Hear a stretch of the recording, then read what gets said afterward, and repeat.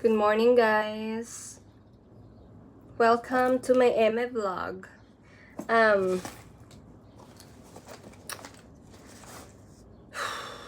Thank God, nakarating kami ng safe, galing ng Pilipinas. And, walang nangyari sa aming masama. So, malaki rin talaga ang pasasalamat ko sa Diyos na we are back safe. Tsaka iba rin talaga, guys, kasi first time ko na umuwi na may anak.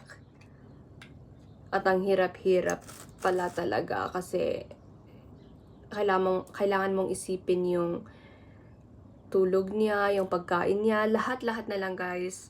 So, mahirap din yung travel namin pag-uwi. Pero, all is good naman kahit papaano.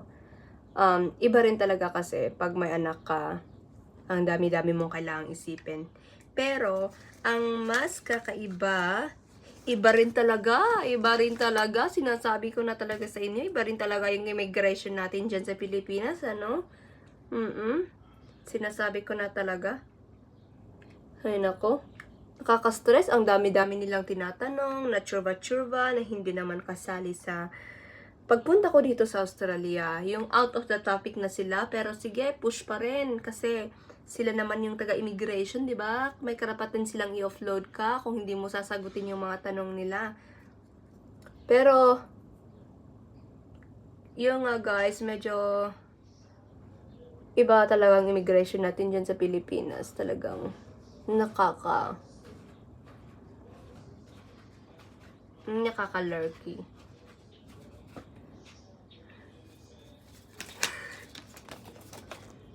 What are you doing?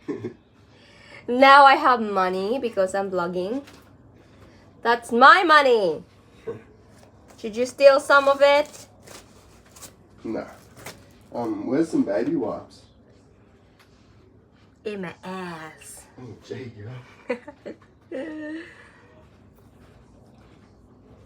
So yeah. Ano, papansin talaga yun.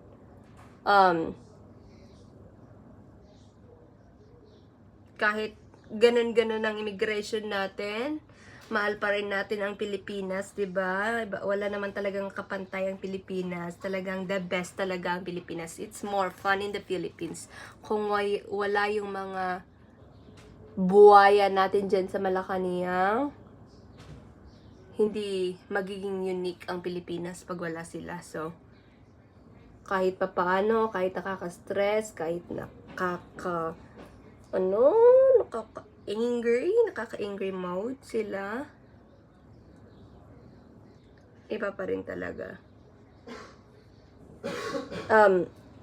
Anyway,